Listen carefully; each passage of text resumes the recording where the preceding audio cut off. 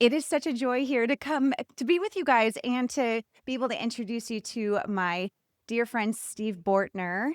Steve comes to us from nearly a quarter of a century of fundraising, support raising experience, and being on the mission field. Well, actually, over 25 years of experience. But he specifically works within Chi Alpha Campus Ministries, working as the Southeast area rep for Chi Alpha Internationals, which is also known as XAI. But it is so incredible to have this conversation, to be able to like really dig deep. I know I told Steve, we were talking a little bit earlier, and I was like, I would love to talk about minorities. I would love to talk about, people that maybe don't look like him and look like me and be able to have this conversation. So, Steve, welcome. Thank you so much for having this conversation and being a part of this today. Thanks, Mary. It's great to be with you. And I hope that what I have to share and how we dialogue will really bless and inspire some others who will listen. Yeah, absolutely. Okay, so Steve, fill in the gaps. I know I mentioned that you work for Chi Alpha and you've been doing this for a long time, but fill us in on your story and just maybe a little bit about how you even got into missions. Yeah, thanks. Well, I'm glad that you can use the expression a quarter century of ministry. I'm just glad you didn't use the expression that almost three-quarters of a century of life on earth. Okay. So I'm glad for that. No, I'm really grateful for the grace and the mercy of God in my life. I was raised an Air Force brat, so I lived in the Philippines and Japan and many states across the country. I went to a Christian college, as did my wife. She went to a different school than I did, and so we met one of those summers in between our sophomore and junior year, got married. God has blessed us with three great children who we homeschooled all the way through. That ought to earn a few more jewels in our crown, we hope, okay, one day. Um, we have been in ministry ever since we got married. We honeymooned from Virginia out to Oregon for our first place of ministry, where we were a youth pastor. And so probably the first 12 years of our lives of ministry and marriage and family were as youth and music associates. Then we became an executive or administrative pastor for a fast growing church, eventually leaving that church then to pastor another church. And we were there for about 3.5 years. But can I tell you that it was really right before we resigned that executive pastor role and went to then be a lead pastor, that God was already starting to speak to my heart about a redirection. You see, when I was back in high school, going to one of those youth camps in the summer, I know clearly the night that God called me to missions and to young people. And little did I know that it was going to be a combined effort, maybe 2 decades later. I thought it was going to be the typical thing of I'll be a youth pastor and I'll take young people on missions trips, or I'll help raise money for missions that others will spend so that they can do their mission effectively. Little did I realize that by attending what we used to call a college and career retreat, a young adult retreat in Central Florida back in, I think it was 88 or 89, God really spoke to my heart, not only through the special music that was presented to these young adults in the worship songs and such, but also in the preaching message of a Chi Alpha Campus pastor who many of us would know as Dale Kroll out of Southern Illinois University. And the big impression that was made upon my heart during that weekend, I think, was God redirecting my life. Can I tell you, frankly, I don't know what he was doing in the young people that I took the retreat, because I just was overwhelmed with the presence of God and redirecting my life. And it all came down to really Psalm 2, verse 8, that says, "Ask of me, and I will give the nations as an inheritance." And there's a song that complements that verse. And frankly, I answered it just as the second verse of that chorus goes, "Here am I, send me to the nations." And so can I tell you that at about the age of 34 or 37, I just knew that though I was pastoring a church at that time, eventually I was going to come into the organization that I've been a part of now almost 28 years. That's Chi Alpha Campus Ministries, affiliated with the Assemblies of God. And I have been one of their U.S. or campus missionaries here in the States for almost 3 decades now. primarily on 3 campuses, a short time at Dartmouth College up in New England, 16 years at Kent State University, and then 8 years at NC State University in Raleigh, North Carolina. But now, as you introduced me, I'm serving in a new role as essentially Chi Alpha's full-time area rep in the southeastern part of the country, related to training and equipping and resourcing campus ministry staff in being more effective in themselves reaching and discipling international students. So Wow. thanks for the introduction and the Oh opportunity to my give my gosh. life story No, there in it's about a few minutes. so incredible. And I love how God just, especially in the lives of our missionary friends, like I cannot help to notice how when God calls you guys, you just go. Like Yeah. you just are like, okay, I heard it. It's time to go. And so I love that. And you and I have a mutual connection with Chi Alpha. I Mhm. worked with the ministry for roughly 5 years and as their advancement consultant. So I got a chance to really understand the international side of the ministry. And we were talking briefly before this, and I'm like, huh, I get all worked up and all emotional. Just about internationals because, we send so many missionaries overseas. And I know within, any of our ministries, when we find out that all of these international leaders are coming to the US Mhm. and they're going to college on our university campuses, it's what, 1 million international Yeah. students Yeah. that are coming Yeah. to the United States to educate themselves in our university campuses. And so it is like a powerful mission field. So really incredible. But one thing that I know, I mean, that we both see is that, the best way to reach people is to actually have people that look like them, right? Yeah. And so what are you finding when you're having these conversations with international students who like actually want to do missions full time? Like you guys got a hold of them and now all of a sudden they're like, I want to give my life to mission work. Right. How do you work with those guys to really help them in their support raising efforts to move to that next level? Yeah. Well, Mary, I think most of us would admit that over the last 3 to 5 decades, that it's been pretty much understood as the norm of raising up young men and women or couples or young families and spending a lot of money helping them raise the support they'll need for a 3 or 4 year term overseas to reach distant peoples who have not had a clear representation of the gospel of Jesus Christ. And so we'll spend tens, if not hundreds of thousands of dollars to make that happen. And yet, what we're beginning to recognize in these days with the increased international student population is that those who will be leaders, they will be movers and shakers. They will be the ones who will be people of influence in so many different fields back in their home countries as they return with their degrees, that who better to reach those who will better probably affect their own people groups and their own nations than the international students who are studying here. And so I'm all for those missionaries who must be sent from the States, mostly white middle class families, that are being sent. But so glad to see that among Hispanic folks and African American or Black folks, that they are increasing in that way as minorities in our churches or in their congregations. And yet, we have the wonderful opportunity of reaching and discipling international students while they're here. And who is better equipped, knowing the language, knowing the culture, already having people that they can reach out to with their new testimony of life in Christ. And not that we're not willing to spend money to invest in other missionaries to go to people who are not like themselves, but why not be investing in raising up and sending back young missionaries who are returning to their own people and know better how to bring the gospel to them?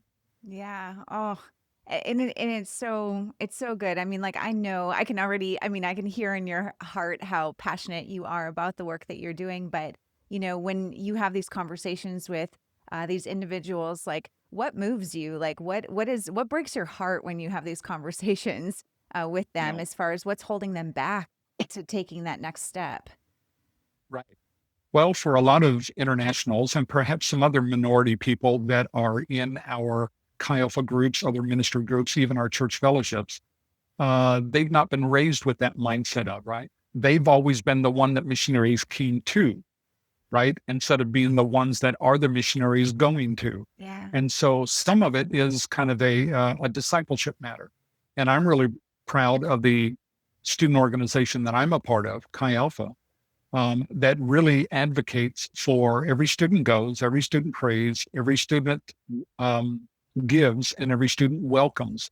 And in the welcoming aspect, we're recognizing that there are all American, homegrown American students that come to our campuses, but there's also, tens, hundreds of thousands of international students that are coming to our campuses too. And so what we are finding with international students is they can hear and receive and move forward on the call of God just as much as anybody else, right? Why do we think it has to be just the norm of what we've known for decades? And so now we're starting to have international students who are saying, I want to do a campus ministry internship. And I feel like that God is moving on my heart that no matter what my degree accomplished might be, I want to return to my people, or as I go into the marketplace, I especially feel like that I can reach out to my own people, and that we are right now asking God for wisdom as to how we can enable and send those international students back home or into new spheres of influence as very capable missionaries, reaching many that perhaps someone like myself could not. So it is growing, it is gaining momentum. And yet we're finding that one of the big questions that international students or recent graduates are asking is, how do I financially make this happen if I'm not going to then also be working in my, academic field? Yeah. Do I have to work and then extend myself, in ministry in my community or in my sphere of influence? How can I do this full time as a missionary like you guys do on our campus? So it's one of the challenges that we have these days. For sure. So when somebody does come to you, frustrated and maybe overwhelmed by the support raising process, like they're all in, they've made a commitment, they're like, yes, God called me to this, I'm doing this. What advice do you give to them, around the support raising process to really encourage them in this, just as they're getting started in this way? Sure. Well, I can tell you that right now it's not many international students that we're working with, but we're trying to get ready for what we believe God is going to do more and more in their hearts.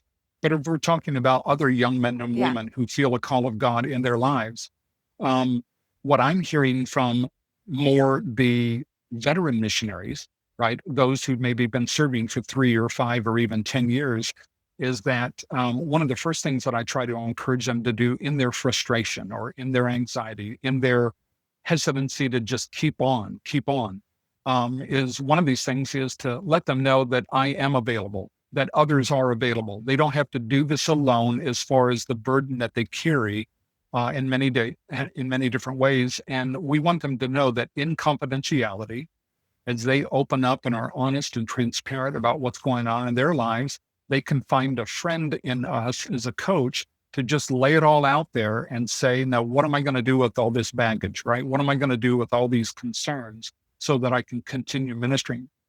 Plus, can I tell you that, again, depending on where they are in their season of life, whether they're a recent college grad and are thinking in their minds, they've got their whole life ahead of them, Lord willing, or somebody who's been in missions for 15 or 20 years.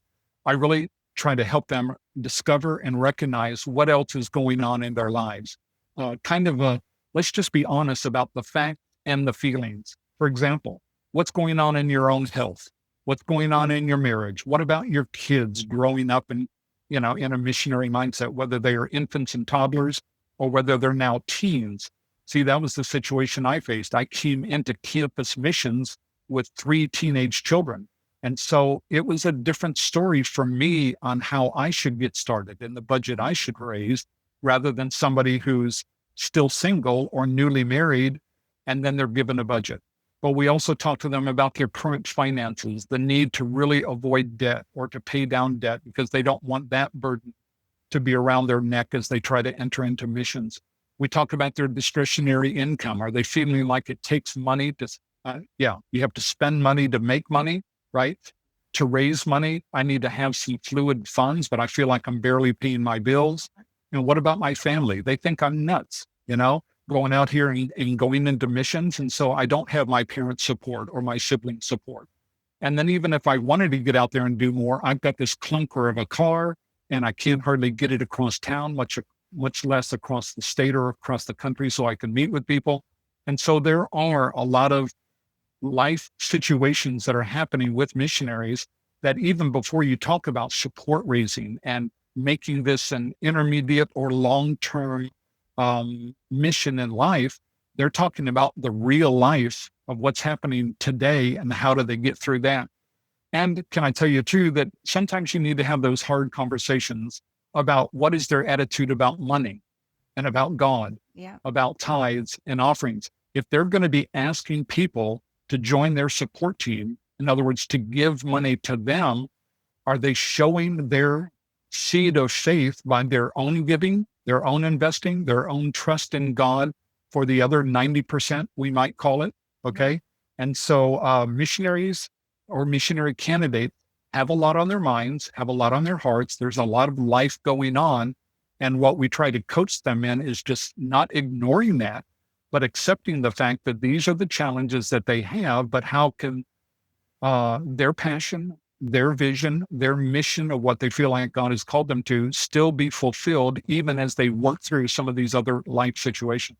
Yeah. Oh, you hit on so many good things because I think that that's where the weight of like all those things that you mentioned, like it's just like one thing after the next. That it's like I got to think about this and this and this and a family and finances and retirement and health and it's just like it just becomes overwhelming. And then when you think Yeah, about adding support raising on top of it, it yeah, does feel like it's a daunting task to then go mhm, invite somebody into your chaos. yeah, And so, the great thing that I think happens when you do bring a coach on or when you do get in a community like Fully Funded Academy and some of the things that we're, talking about here is that there's something about like knowing that you're not alone. And I know we've yeah. said this before, but man, so what happens when somebody actually sits down with you and and Steve, you're like, I get it.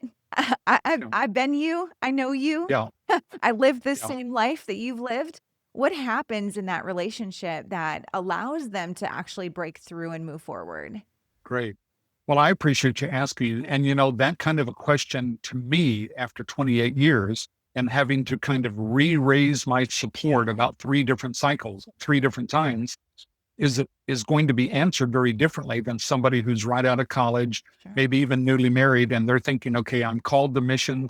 Let's do this. 3,000, 5,000. Okay, let's trust that. Trust God for that. Um, but my perspective is this. The reason I love that expression, you don't have to do this alone, is because for the first 10 years, I was doing it all alone. Okay. I felt like that I was basically given a territory like a salesperson and basically told, contact those pastors, preach in those churches, ask for their support and for any residual that comes from that. Like if a pastor says, I don't know if we can support you, but if any of my congregation approaches you and say they want to support you, go ahead and do that. I mean, I preached in 95 churches my first year and a half in campus missions, and there were only 90 churches in that Maine, New Hampshire, and Vermont district. So that means I saturated the district with my vision and my message and still had only raised 30% of my budget. Yeah, Now, that can be a little disappointing. for That can sure. be overwhelming. For sure. In fact, I'll just be very frank with you. And those who know me best for all of these years, they know it was actually a ministry that never ended up happening because the support raising didn't come. And Mary, you and I both know that's one of the most challenging things we have in helping people raise their support is the sense of they're already anxious and fearful. But if I don't raise my support, then I never go or I won't go back. And that's why through coaching, through FFA and all the resources and strategies that Fully Funded Academy offer, I am so encouraged in letting people know that number one, you don't have to do it alone because there's hundreds of us out there who are doing it just like we're advocating. And it's been proven to work. Sure, you adapt it, you maybe tailor a few things for your unique situation, but essentially This is a proven means by which you ought to be able to raise your support and actually feel good about it, be excited about it, see the end, the light at the end of the tunnel, even from the beginning, and not be discouraged, but know that through steps and by the grace of God and his provision, that these things can happen. So can I tell you that it really does depend on who it is that is coming to me saying, Steve, if I ask you to serve as a coach for me, this is my situation, but here's my goal or where I need to be. Do you really think we can get there? And I can say with confidence, not because of my coaching necessarily, but because of the coaching and the resources and hearing their heart and their passion and vision, we can get you there. Now let's get started. Okay. But a lot of times it is other life things that are happening and it's other obligations that they have that I just essentially try to say, you know what, we need to clear the clutter, right? We need to put some things to the side or get them resolved and reconciled. And then that way you're less distracted, you're less burdened, and you can move forward. And I'm convinced, as one of your first FFA coaches, that there is a great need for support raising coaches in this sphere of missionaries around the world. For sure. And that's the thing. I feel like there's so much need, there's so much desire. Like I mean, you're one yourself that it's like there's such a passion and a desire to get out on the mission field fully funded that it's like we'll do whatever it takes. Yeah. We'll do whatever it takes to make this happen. But I love that, you and I get to partner together and the other coaches that we work with to really give a way to do this where it doesn't feel so daunting and overwhelming. So tell Yeah. me, just from your own perspective, what steps can someone take to really turn things around to regain their confidence if it's, you know, if that, obviously the confidence that it's actually possible to be fully funded. Because that's the thing. You've been Right. in a position where you weren't able to get fully funded, and then you've been in positions where you have been fully funded and then Right. had to cycle through it several times and go Yeah. back to the drawing board. But what Right. what does it take for somebody to really get that confidence back? Yeah. Well, first of all, I hope that people are just honest with themselves and not feel like that it's something that they have to be embarrassed about, ashamed about, or so discouraged about that they might quit, right? They might just give it up. Remember, if it's the call of God, it's going to keep nagging Yeah. and it's not going away. And so you might as well deal with that. So I rarely use that expression, deal with it. But it really is a matter that I think with missionaries who need to raise their support, to build their support teams, and to go for the first time or to return to their field of service, that they just need to be honest and frank with themselves to say, I need help. And here's an FFA community and resources that can help me get there. But just as I might work hard and get to a certain level, why not still work hard, but now work smarter in using these resources and these strategies so that I can accomplish it in less time with less money spent, right, to make it happen Yeah. and less wear and tear on me. Do you know there's a lot of missionaries who finally raise their support and they're exhausted before they even leave for the mission field. I know. They're emotionally spent, right? They're spiritually, I think, built up, but they have been tested and they have been stretched. And so sometimes it's very hard. So I'm sorry to answer your question more directly. Um, I'm glad that I discovered a little bit more than a year ago FFA. See, I was probably at 90% of my support level that I needed to be at. And some people would say, gee, Steve, why did you join Fully Funded Academy if you only had 10% more to go? For me, that would have been, what would that have been? 800 to $1,000 more, right? Okay, that I needed to raise.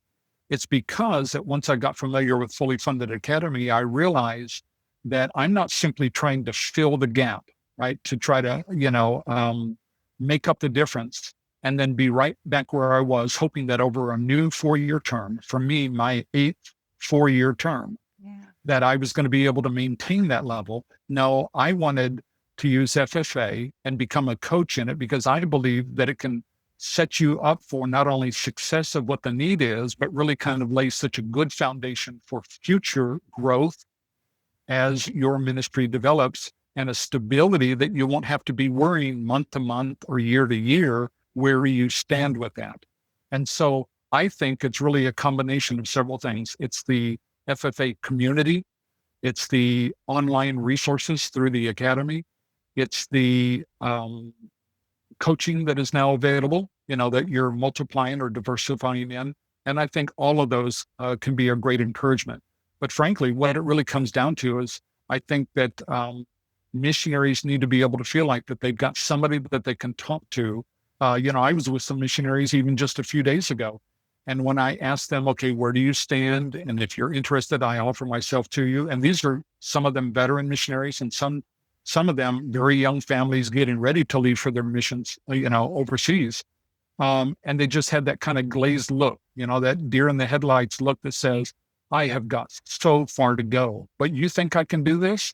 And I'm able to say, I know you can do this. And it does look like it's a long way down the road, but you can get this done in the next year and you can be on your mission field because of what I know, what I've experienced, how I can coach you, but also the other resources that have been proven very useful. And so I hope that I have the chance in coming years to leave a legacy of coaching others to realize their mission fields like I've enjoyed for already 28 years.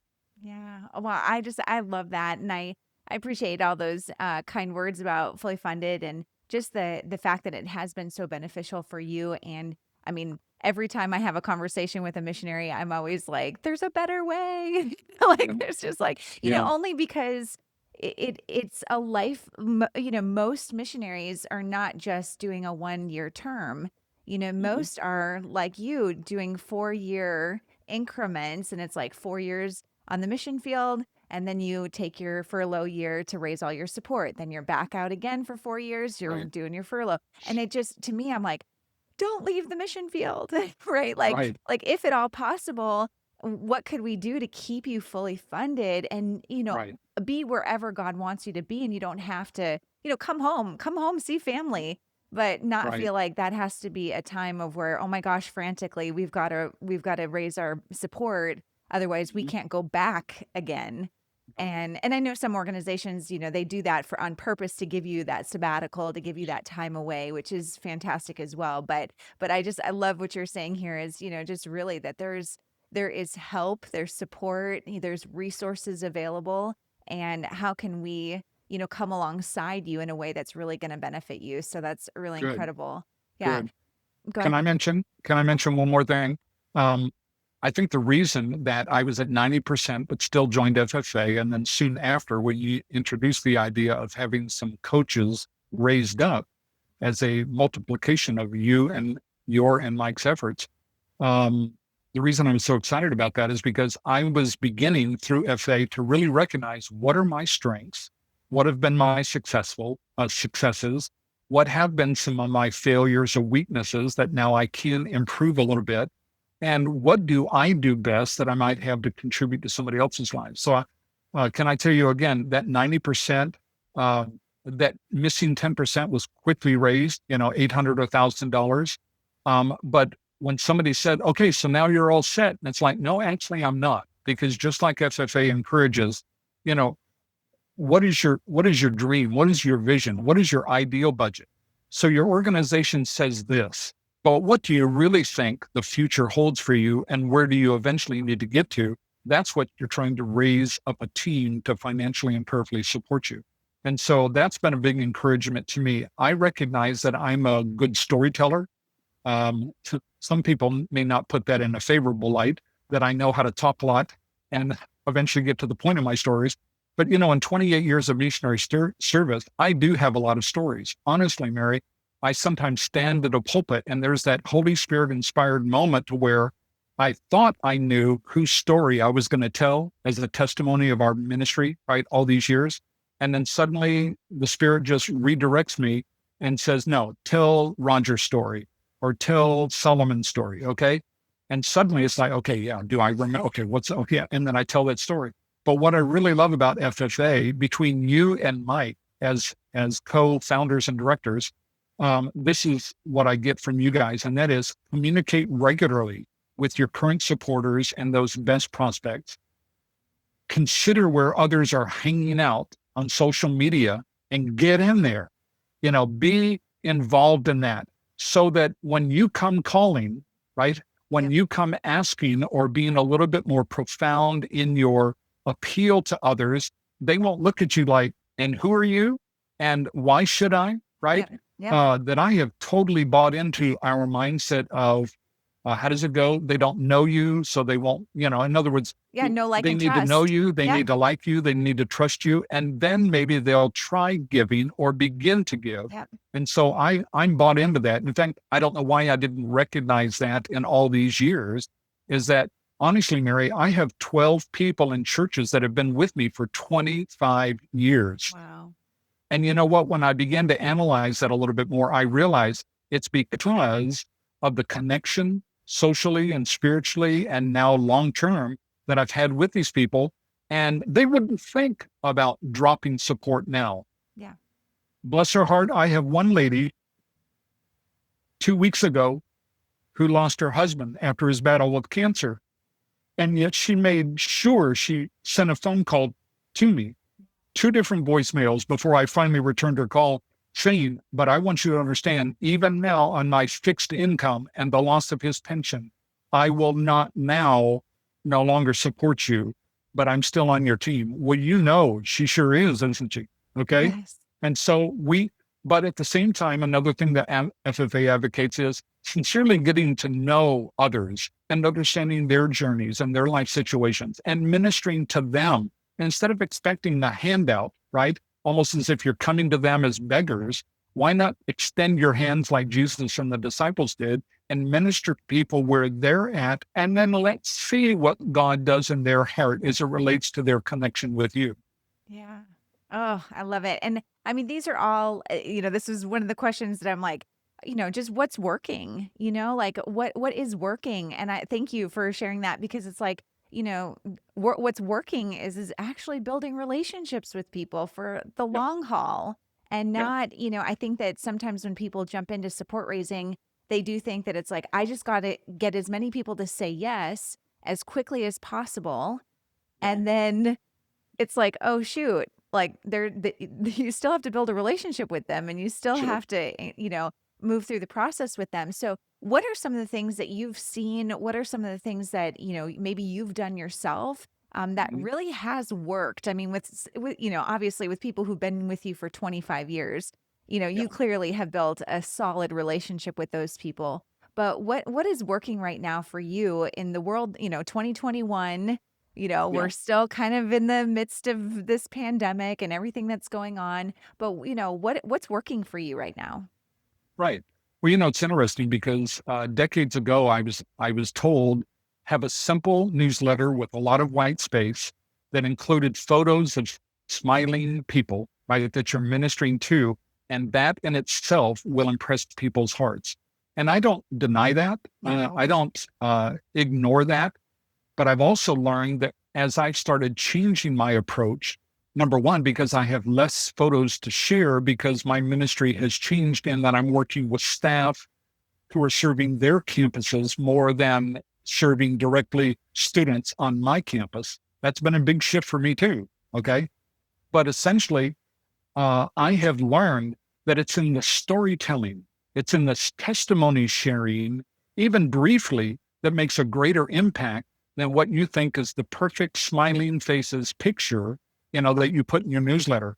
Now, that isn't to berate or belittle, what other missionaries may still do. In fact, I have a lot of colleagues who still send 6 or 8 photos with every newsletter. And then I recall what my newsletters must have been like when it was received, because you look at all the pictures and their sweet faces and you're glad to see the people that they're working among, but explain to me what the photo's about. If you're not going to tell me the story, about what's going on here, then how can I fully appreciate what the photo is all about? And so that would be one thing that I would encourage missionaries to consider, is that become a better storyteller, sincere and honest, even during this COVID season. And I realize that even how I'm sharing today may be listened to or viewed 5 years from now. What people say, COVID season, what was that? And it's like, really, you've already forgotten? Okay. But so I'm making kind of a time stamp or a Sure. date stamp on this talk right now. But you guys have taught us even in this COVID, just be frank and real. Hey, folks, it's tough. It's hard out here. I'm grateful for the faithfulness of our current supporters, but I can't get out there like I used to. I want to be with you, but we might just have to do a Zoom call or a phone call, or some other connection, because that ain't happening, right? It's just not going to happen right now.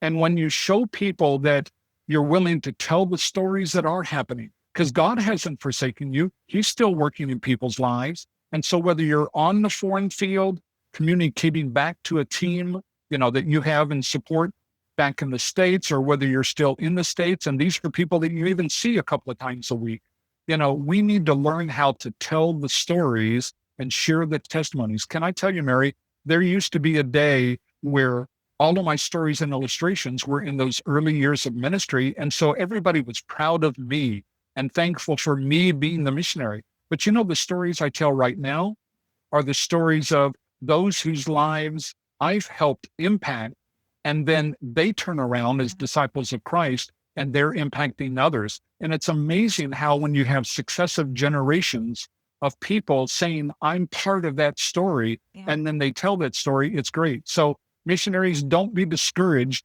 in thinking that you don't have much content in a newsletter or an email. Just think, what is on your heart that you're rejoicing in, or that you're even troubled with, and communicate that to people, and their hearts will be won by the Holy Spirit to want to be more aligned with your support team. Yeah. Oh, so good. It's so good. And I think that I hope that everybody can hear how powerful storytelling is. We know that, you can, Steve, at the beginning of our conversation, I mentioned that there's 1 million international students who are coming to the US. Well, okay, like that's great. That's a great statistic, and that seems very powerful. But like, all I want to know is that one person, that one story that really represents much of what the stories are being told, that are happening on the campuses. And that one person's story can just pierce through my heart. And if you take me on the journey of following through that one story, through their, whether it's good or bad, that is so powerful. And I think that people think, well, I need to tell, like you said, Solomon's story, and I got to tell this guy's story, and I got to tell that girl's story, because I got to show that we're helping lots and lots of people. And it's but in the end, when as Christians, the one lost sheep, the one lost sheep, it's like all of this is worth it if Steve can lead one person and see life transformation with that one story. And I think that that's just something for, you guys to hear here, that it's like, you don't have to show this ridiculous amount of, these things that are happening and just feel like you have to always be proving yourself. It's like, let God do what He does and just tell the story. And anyway, so powerful. I know we need to wrap up. You and I could talk all day. Yeah. We could talk all day. But I do want to highlight the fact that you are a coach, and you're obviously an exceptional coach. I mean, just from this conversation, you can tell that somebody's sitting down with you who's discouraged and, just feeling beaten up, that you have the ability to really, pull them out and help them walk through that. So if somebody is interested in working with you, if they are looking for a coach and they want to find more information about, you, what's the best way for them to connect with you? Thank you. I appreciate the opportunity. Yeah, well, they can go to the website, fullyfundedacademy.com/my name, separated by a hyphen. So it's fullyfundedacademy.com/Steve-Bortner, Bortner. Or if they can remember this also, stevebortner@gmail.com. That's real easy. I have a website that's soon to be finished being constructed. And so by that time, perhaps this is broadcast, it will be in order. And I try to make that real simple too. stevebortner.com. Perfect. Okay. And if nothing else, find me on Facebook, Steve Bortner. It's usually steve.bortner.5. I guess there are some other Steve Bortners out there. I guess. I've not run into them. Okay. And that would be helpful. And of course, I have a phone too. And I don't know if you want to for me to be encouraging, a phone number to be shared, but there's plenty of ways. Yeah. And if nothing else, if all else fails, just get a hold of Mike or Mary, Yeah, and they we'll should get you be able connected. to redirect you. But I'd love for the opportunity um, to be able to coach some of you into clarity and inspiration, new vision, new strategies, new methods, whereby that you might get your support raised sooner than you ever imagined that you could. And knowing that that's going to be a support team that is very affectionate, very loyal to you, that will carry you through your turns, plural, of service and missions, and not feel like I did years ago, um, of feeling like, okay, this is the team I have now, but not sure if they're going to be with me in the next term. And it's a whole lot different story now. I probably have 115 units of support, probably could use about another 10 or 20 that will really take me even further. But I'm so grateful for my team, most of them having been with me for 5 or 10 years. And as I said, a dozen of them who've been with me more than 25 years. And I hope that we can help you build that kind of a support team too. So let me know. Love it. Oh, well, so good. Like we mentioned, I mean, really one of the best ways to connect with you really is through our Fully Funded Academy website. So Mhm. fullyfundedacademy.com /Steve Bortner. That's a great way to Yeah, connect with him. And we'll make sure that that happens. But Steve, thank you so much for taking the you're welcome. time to have this conversation, to share your incredible wisdom with this crew. And I love having conversations with those who have been on the mission field for a long time because you have a lot of stripes, right? Like Yeah. you have gone through it and you've been through a lot of different seasons, the internet, all the different technology, things have Oh, changed yeah. drastically. And so, Right. for a season you think, this is the way it needs to be done. And as we've all learned, technology is always changing and we always have to be ready Yeah. for those changes. So I love that you have not let any of that slow you down and you've Yeah. stayed firm to the mission that God has called to you. So just any last parting advice that you'd like to share with people as we wrap up today's conversation? Yeah. I know this may seem a little trite, but I really want to encourage young campus missionaries or other young single or married missionaries head into foreign fields, and even those who are veterans like myself after 20 and 30 years of service. Um, it, I really welcome them contacting me so that I might coach them through. Can I tell you, if I had had a coach early on, more than those who initially trained me and encouraged me, but actually had somebody that could coach me through all of the facets of what happens in support raising process, I think some of things in my life would have been quite different.